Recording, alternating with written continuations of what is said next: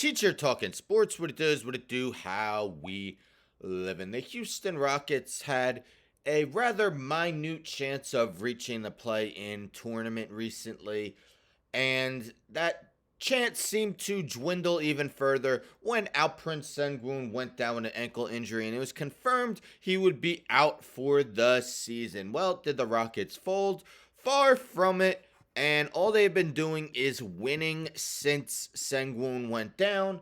And one of their young, talented players is starting to show the potential he has shown in bits and pieces now in his third year in the league. So last night they defeated the Utah Jazz 147 to 119 to move to 500, 25 and 11 at home. The Jazz dealing with a bunch of injuries, so really not a surprise that the Rockets won.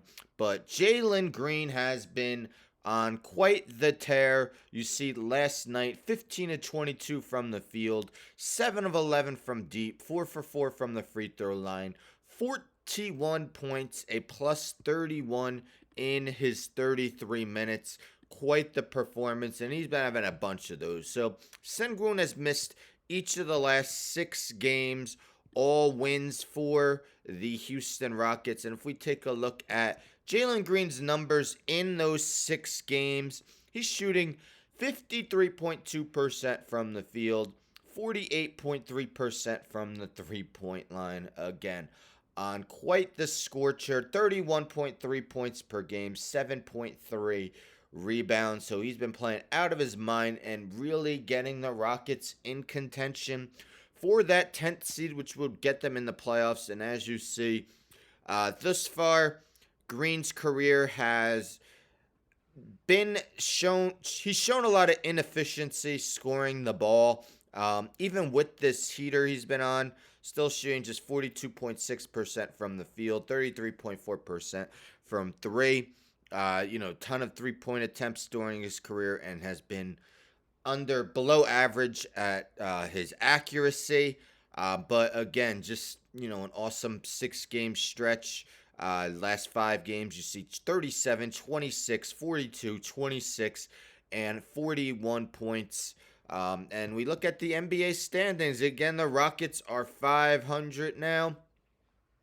1.5 games behind the Golden State Warriors for that 10 seed. The Rockets have won 8 in a row. They won their last 2 games with Sengun, and now their first 6 without him. 3 games behind the Lakers. That's going to be tough.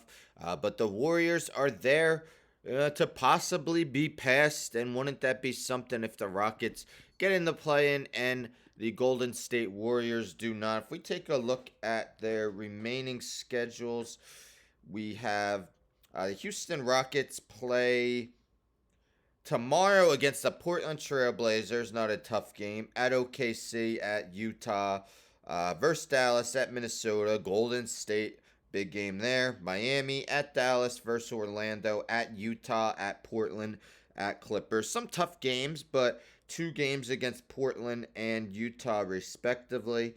And then Golden State Warriors play tonight against a tough Minnesota team in Minnesota. Then they're at Miami, at Orlando, at Charlotte, at San Antonio. So 5 straight road games. The last 2 against bottom feeders, though.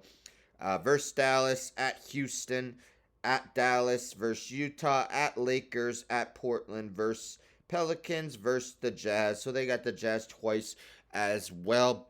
But I'd say it's kind of hard to say who's got the tougher schedule. I'd say maybe the Warriors by a little bit. And again, one key matchup against each other. Probably one the Rockets would need to win in order to have a chance to surpass the Warriors. But what are your thoughts? Can Jalen Green get it going and get his career going in a more positive note?